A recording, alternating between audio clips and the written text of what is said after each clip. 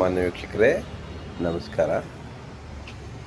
ನಾನು ಡಾಕ್ಟರ್ ಶ್ರೀಕಾಂತ್. ತಮ್ಮೊಟ್ಟಿಗೆ ಒಂದು ಬಹುಮುಖ್ಯವಾದ ವಿಷಯವನ್ನು ಹಂಚಿಕೊಂಡು,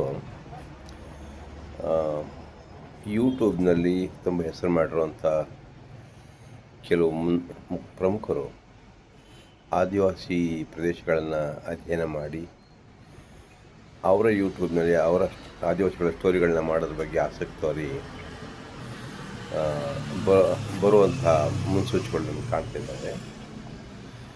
ನಮ್ಮ ಹುಣಸೂರಿನ ಗೆಳೆಯ ಶ್ರೀಕಂಠ ಅಂಥೇಳಿ ಮರದೂರು ಅಂತ ಇದೆ. ಅಲ್ಲಿ ಒಂದು ಪ್ರಾಚೀನವಾದ ದೇವಾಲಯ ತುಂಬಾ ಶಿಥಿಲಗೊಂಡಿದೆ. ಅದನ್ನು ಅಭಿವೃದ್ಧಿಪಡಿಸಬೇಕು ಅಂತ ಹೇಳಿ ನಮ್ಮ MP ಅವ್ರನ್ನ ಸಂಬಂಧಪಟ್ಟವ್ರನ್ನೆಲ್ಲ ಅಪ್ರೋಚ್ ಮಾಡ್ತಾಯಿದ್ದಾರೆ. ಅದಷ್ಟೇ ಅಲ್ಲದೆ ಅಲ್ಲೊಂದು ಏತ ನೀರಾವರಿ ಆಗ್ತಾಯಿದೆ. ಏತ ನೀರಾವರಿ ಕಾರ್ಯ ಸುಮಾರು 70 ಹಳ್ಳಿಗಳಿಗೆ ಅನುಕೂಲ ಆಗುತ್ತೆ. ಸುಮಾರು 40-49 ಕೆರೆಗಳಿಗೆ ಅನುಕೂಲ ಆಗಿ ಆ ಪ್ರದೇಶದ ಎಲ್ಲ ಊರುಗಳಿಗೂ ಸಹಾಯ ಆಗುತ್ತೆ. ಅಂಥವರೊಬ್ಬರು ನಮ್ಮ ಟ್ರೈಬಲ್ ಡೆವಲಪ್ಮೆಂಟ್ ಬಗ್ಗೆ ಆಸಕ್ತಿಗಳನ್ನು ಸ್ವಲ್ಪ ಒಂದು ಆಸಕ್ತಿಯಿಂದ ಮುಂದೆ ಬಂದಿದ್ದಾರೆ. ಈ ಕಾರ್ಯದಲ್ಲಿ ಏನು ಬೆಳವಣಿಗೆ ಮಾಡಲಿಕ್ಕೆ ಆಸಕ್ತಿ ಹೊಂದಿದ್ದಾರೆ. ಅವ್ರಿಗೆ ಒಬ್ಬ ಗೆಳೆಯ ಇದ್ದಾರೆ, ಹರೀಶ್ ಅಂತ ಹೇಳಿ, ಬೆಂಗಳೂರಿನಲ್ಲಿ. ಅವರು ವಿಧಾನಸೌಧದಲ್ಲಿ ಕೆಲಸ ಮಾಡ್ತಾರೆ. ಇವ್ರಿಗೆ ಆದಿವಾಸಿಗಳ ವಿಷಯ ಹೇಳಿ ಅವ್ರನ್ನ ನಮ್ಮಲ್ಲಿ ಕರ್ಕೊಂಡು ಬಂದು ಆದಿವಾಸಿಗಳನ್ನ ಪರಿಚಯ ಮಾಡ್ಕೊಂಡ್ಮೇಲೆ ಅವರಿಗೆ ಆದಿವಾಸಿ ಯುವಜನರಿಗೆ ಏನಾದರೂ ಒಂದು ಹೊರ ಜಗತ್ತಿನೊಟ್ಟಿಗೆ ಸಂವಾದ ಏರ್ಪಡಿಸ್ಬೇಕು. ಅವರು ಹೊರಗೆ ಏನೇನು ಸ್ಕಿಲ್ಸ್ ಇದೆ ಅದನ್ನೆಲ್ಲ ಕಲ್ತು ಅವರು ಕೂಡ ಅವರ ಬದುಕು ಕಟ್ಕೊಳ್ಳೋಕ್ಕೆ ಮುಂದೆ ಬರಬೇಕು ಅನ್ನೋ ವಿಷಯದಲ್ಲಿ ಆಸಕ್ತಿ ತೋರಿಸ್ತಾ ಇದ್ದಾರೆ. ಸೊ ಈ ಹಿನ್ನೆಲೆಯಲ್ಲಿ ನಮ್ಮ ಶ್ರೀಕಂಠ ಅವರ ಗೆಳೆಯರಾದಂತಹ ನಮ್ಮ ಬೆಂಗಳೂರಿನಲ್ಲಿ ವಾಸ ಮಾಡ್ತಿರೋಂಥ ಹರೀಶ್ ಅವರು ಬದುಕಿನ ಬುತ್ತಿ ಯೂಟ್ಯೂಬಿನ ಪ್ರಮುಖರಾದಂತಹ ಮಹಾರುದ್ರಪ್ಪನವರು ಮತ್ತು ಅವರ ಗೆಳೆಯರಾದಂತಹ ರವಿರಾಜ್ ಹೊಂಬಾಳೆ ಅವ್ರನ್ನ ಸಂಪರ್ಕ ಮಾಡಿ ಟ್ರೈಬಲ್ ಏರಿಯಾಕ್ಕೆ ಕರ್ಕೊಂಡು ಬಂದು ಅವ್ರನ್ನ ಪರಿಚಯಿಸಿ ಟ್ರೈಬಲ್ ಸ್ಟೋರಿಗಳನ್ನ ಮಾಡಬೇಕು. ಅಲ್ಲಿ ನಡೀತಿರೋಂಥ ಹೋರಾಟಗಳು, ಹಕ್ಕುಗಳನ್ನ ರಕ್ಷಣೆ ಮಾಡಿಕೊಳ್ಳೋಕ್ಕೋಸ್ಕರವಾಗಿ ನಡೀತಿರೋ ಹೋರಾಟಗಳನ್ನು ಸಾರ್ವಜನಿಕರ ಗಮನಕ್ಕೆ ತರಬೇಕು ಮತ್ತು ಆಡಳಿತ ನಡೆಸೋರ ಗಮನಕ್ಕೆ ತರಬೇಕು ಅನ್ನೋ ದೃಷ್ಟಿಯಿಂದ ಒಂದು ಪ್ರಯತ್ನ ಮಾಡಿದ್ದಾರೆ. ಹಾಗಾಗಿ ಮೊನ್ನೆ ಬದುಕಿನ ಬುತ್ತಿಯ ಪ್ರಮುಖರು ರುದ್ರಪ್ಪನವರು ಮತ್ತು ರವಿಯವರು ನೇರಳಪಹಾಡಿಯ ಜನರೊಟ್ಟಿಗೆ ಸಂವಾದ ನಡೆಸಿದ್ದಾರೆ. ಅವರೊಟ್ಟಿಗೆ ಒಂದು ರಾತ್ರಿ ಸಮಯ ಅಲ್ಲಿ ಕಳೆದು, ಒಂದು ಹಗಲು ಸಮಯನ ಕಳೆದು ಅವರ ಬದುಕಿನ ಸುತ್ತ ಇರೋವಂತಹ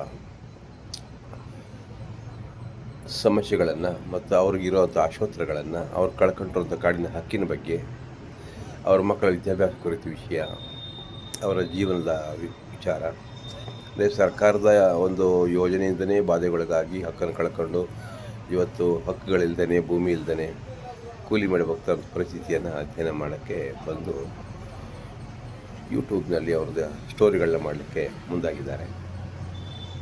ಆ ಟೈಮಿನ ನಟಿಗೆ ಸಂವಾದ ನಡೆಯಿತು. ಡೀಡ್ ಸಂಸ್ಥೆ ಏನು ಕೆಲಸ ಮಾಡಿದೆ ಕಳೆದ 45 ವರ್ಷಗಳಿಂದ ಆದಿವಾಸಿಗಳ ಜೊತೆಗೆ, ಅದರ ಬಗ್ಗೆ ಕೂಡ ಒಂದು ಚರ್ಚೆ ಮಾಡಿದ್ದಾರೆ. ನಮ್ಮ ಆದಿವಾಸಿ ಮುಖಂಡರುಗಳನ್ನು ಕೂಡ ಪರಿಚಯ ಮಾಡಿಸಿದ್ವಿ. ಈ ಹಿನ್ನೆಲೆಯಲ್ಲಿ ನಾನು ತಮಗೇನು ಹೇಳಿದ್ರೆ, ಬದುಕಿನ ಬುತ್ತಿ ಯೂಟ್ಯೂಬ್ನ ತಂಡದವರು ಏನು ಬಂದು ನಮ್ಮ ಆದಿವಾಸಿಗಳ ಅಧ್ಯಯನ ಮಾಡಿ ಅವರ ನೆರವಿಗೆ ನಿಲ್ಲಬೇಕು ಅನ್ನೋ ಅಭಿಲಾಷೆಯನ್ನು ಹೊಂದಿದ್ದಾರೆ. ಅದು ತುಂಬಾ ಮೆಚ್ಚುವಂಥ ವಿಷಯ. ಈಗ ಮೀಡಿಯಾದಲ್ಲಿ ಇಲ್ಲಿ ತನಕ ನಮಗೆ ವಿಶೇಷವಾಗಿ ಪತ್ರಿಕಾ ಮಾಧ್ಯಮ ತುಂಬ ನೆರವು ಕೊಟ್ಟಿದೆ. 45 ವರ್ಷಗಳಿಂದ ನಮಗೆ ನಮ್ಮ ಈ ಹೋರಾಟಕ್ಕೆ ನೆರವು ಕೊಟ್ಟಿದೆ. ಮೊನ್ನೆ ಕೂಡ ತುಂಬ ಒಳ್ಳೆಯ ಇವತ್ತು ಕನ್ನಡಪ್ರಭದಲ್ಲಿ ಮುಖ್ಯಮಂತ್ರಿಗಳ ಆಡಿದ ಕೆಲವು ಮಾತುಗಳಿಗೆ ಕುರಿತಂಗೆ ನಾವು ಏನು ಪ್ರತಿಕ್ರಿಯಿಸಿದ್ವಿ, ಆದಿವಾಸಿಗಳು ಜಾತಿ ಸಮುದಾಯದ ಒಂದು ಭಾಗ ಅನ್ನೋ ಮಟ್ಟಿಗೆ ಮಾತನಾಡಿ ಅವರು ಏನು ಹೇಳಿಕೆ ಕೊಡ್ತಾಯಿದ್ರು, ಅದನ್ನು ಪ್ರಶ್ನಿಸಿ ಲೆಟರ್ ಬರೆದಿದ್ವಿ. ಮತ್ತು ಮಾಡಬೇಕಾದ್ರೆ ಕರ್ತವ್ಯಗಳನ್ನು ತಾವು ಮಾಡ್ದೇ ಬರೀ ಈ ಥರ ಮಾತುಗಳನ್ನೇ ಆಡ್ತಾ ಇದ್ದೀರಲ್ಲ, ಹೈಕೋರ್ಟ್ ಆದೇಶ ಪೆಂಡಿಂಗ್ ಇದೆ, ನಿಮ್ಮ 10 ವರ್ಷ ನಿಮ್ಮ ಆಡಳಿತದಲ್ಲಿ ಯಾಕೆ ಹೈಕೋರ್ಟ್ ಆದೇಶದ ಜೊತೆಗೆ ಆದಿವಾಸಿಯ ಅರಣ್ಯ ಹಕ್ಕಿನ ವಿಷಯಗಳು ಪೆಂಡಿಂಗ್ ಇದ್ದಾವೆ, ಅವ್ರಿಗೆ ಕೊಡಬೇಕಾದಂಥ ಹಕ್ಕುಗಳು ಹರಣ ಮಾಡಿರೋದೇ ಸರ್ಕಾರ. ಅದನ್ನು ಸರಿಪಡಿಸಲಿಕ್ಕೆ ಬಂದಿರುವಂಥ ಕಾನೂನುಗಳನ್ನು ನಾವು ಯಾಕೆ ಪಾಲಿಸ್ತಾ ಇಲ್ಲ ಅಂತ ಕೂಡ ಒಂದು ಪ್ರಶ್ನೆ ಕೇಳಿದ್ವಿ. ಅದನ್ನು ಒಂದು ಒಳ್ಳೆಯ ಸ್ಟೋರಿಯನ್ನು ಮಾಡಿದ್ದಾರೆ. ಆದರೆ ವಿಶೇಷವಾಗಿ ನಮ್ಮ ಇಂಗ್ಲೀಷ್ ಮಾಧ್ಯಮಗಳು, ಕನ್ನಡ ಮಾಧ್ಯಮಗಳು ಚೆನ್ನಾಗಿ ಮಾಡಿದ್ದಾರೆ. ಆ ಕಾರಣಕ್ಕೆ ನಾವು ಒಂದು ದೊಡ್ಡ ಒಂದು ಪ್ರಭಾವನೆ ಆಗುತ್ತೆ ಅಂತ ನಿರೀಕ್ಷೆ ಮಾಡಿದ್ವಿ. ಇದೇ ಸಮಯದಲ್ಲಿ ಬದುಕಿನ ಮತ್ತು ಯೂಟ್ಯೂಬ್ನವ್ರು ಬಂದು ಆದಿವಾಸಿಗಳ ವಿಷಯಗಳನ್ನು ಆಲಿಸಿ ಅವ್ರ ಬಗ್ಗೆ ಸ್ಟೋರಿ ಮಾಡಲಿಕ್ಕೆ ಮುಂದಾಗಿರೋದು ಆಡಳಿತಾರೂಢ ಸರ್ಕಾರದ ಗಮನ ಸೆಳೆಯಲಿಕ್ಕೆ ಸಹಾಯ ಆಗುತ್ತೆ. ಅಷ್ಟೇ ಅಲ್ಲ, ಅವರು ಲಕ್ಷಾಂತರ ವೀಕ್ಷಕರು ಇರೋದ್ರಿಂದ ಮತ್ತು ಅದರಲ್ಲಿ ಪ್ರಮುಖ ಪೊಲಿಟಿಕಲ್ ಪಾರ್ಟಿಗಳಲ್ಲಿರುವಂಥ ಪ್ರಮುಖರು ಮತ್ತು ಅಧಿಕಾರಿಗಳು ಅದನ್ನು ನೋಡೋದ್ರಿಂದ ತಾವು ಮಾಡಬೇಕಾದ ಕರ್ತವ್ಯವನ್ನು ನಾವು ಮಾಡ್ದೇ ಕಾಲಹರಣ ಮಾಡ್ತಾಯಿದ್ದೀವಿ ಅನ್ನೋ ಮನವರಿಕೆ ಕೂಡ ಆಗ್ಬೋದು. ಮತ್ತು ನಾವೇ ಕಷ್ಟಕ್ಕೆ ತಳ್ಳಿ ಆದಿವಾಸಿಗಳು ಕೂಲಿ ಮಾಡೋಂಗೆ ಮಾಡಿದ್ದೀವಲ್ಲ ಅನ್ನೋ ಒಂದು ಪ್ರಜ್ಞೆ ಕೂಡ ಮೂಡ್ಬೋದು. ಈ ಹಿನ್ನೆಲೆಯಲ್ಲಿ ಆದಿವಾಸಿಗಳ ಹಕ್ಕು ಹರಣ ಏನಾಗಿದೆ, ಹಕ್ಕುಗಳನ್ನು ಮತ್ತು ಕೊಡುವಂಥ ವಿಷಯ ಆಗ್ಬೋದು. ಇದಕ್ಕೆ ಒಂದು ದಾರಿ ಆಗುತ್ತೆ ಅಂತ ಹೇಳಿ ನಾನು ಭಾವಿಸಿದ್ದೀನಿ. ನಮ್ಮ ಆದಿವಾಸಿಗಳ ಹೋರಾಟ ಯಾವಾಗಲೂ ಶಾಂತಿಯುತವಾಗಿರುತ್ತೆ, ಸಮಾಧಾನಕರವಾಗಿರುತ್ತೆ ಮತ್ತು ಸ್ವಾಭಾವಿಕ ನ್ಯಾಯ ಕೇಳೋ ವಿಧಾನದಲ್ಲಿ ಮಾತ್ರ ಅನುಸರಿಸಿರೋ ಹೊರತು ಬೇರೆ ಥರದ ಅನ್ಯಾಯ ದಾರಿಗಳನ್ನು ಅವರು ಅಥವಾ ಅಹಿಂಸಾತ್ಮಕ ದಾರಿಯನ್ನು ತುಳಿಯೋದಿಲ್ಲ. ಈಗ ಮೊನ್ನೆ ತಾನೇ ಅರಣ್ಯ ಪ್ರವೇಶ ಮಾಡಿ ನಮ್ಮ ಅರಣ್ಯ ಹಕ್ಕುಗಳು ನಮಗೆ ಕೊಡಿ ಅಂತ ಹೇಳಿ ಆಗ್ರಹಿಸುವಂತಹ ಒಂದು ಪ್ರತಿಭಟನೆಯನ್ನು ಕಾಡಲ್ಲಿ ಹಮ್ಮಿಕೊಂಡಿದ್ದಾರೆ. ಅದೇ ಕಾಡಿಗೆ ಹೋಗುವ ಅಭಿಯಾನವನ್ನು ಹಮ್ಮಿಕೊಂಡು ಮುಂದಿನ 10 ತಾರೀಕು, 15 ತಾರೀಕು, ಅದಲ್ಲದೆ 22ನೇ ತಾರೀಕು ಮಂಠಳ್ಳಿ ಕಾಡು ಪ್ರವೇಶ ಕೂಡ ಪ್ಲ್ಯಾನ್ ಮಾಡಿದ್ದಾರೆ. ಇದೆಲ್ಲವೂ ಕೂಡ ಮುಖ್ಯಮಂತ್ರಿಗಳಿಗೆ ಮನವಿ ಕೊಡುವಂಥ ಒಂದು ಪದ್ಧತಿನ ಮಾಡ್ತಿದ್ದಾರೆ. ಮುಖ್ಯಮಂತ್ರಿಗಳಿಗೆ ಅಲ್ಲಿ ಸ್ಥಳೀಯ ಅಧಿಕಾರಿಗಳ ಮುಖಾಂತರ ಕಳಿಸುವಂಥದ್ದು. ಹೀಗಾಗಿ ಈ ಆದಿವಾಸಿಗಳ ವಿಷಯವನ್ನು ಬದುಕಿನ ಬುತ್ತಿಯ ತಂಡದವರು ಬಂದು ಅಧ್ಯಯನ ಮಾಡಿ ವೀಕ್ಷಿಸಿ ಸ್ಟೋರಿ ಮಾಡಲಿಕ್ಕೆ ಮುಂದಾಗಿರೋದು ಸಂತೋಷ.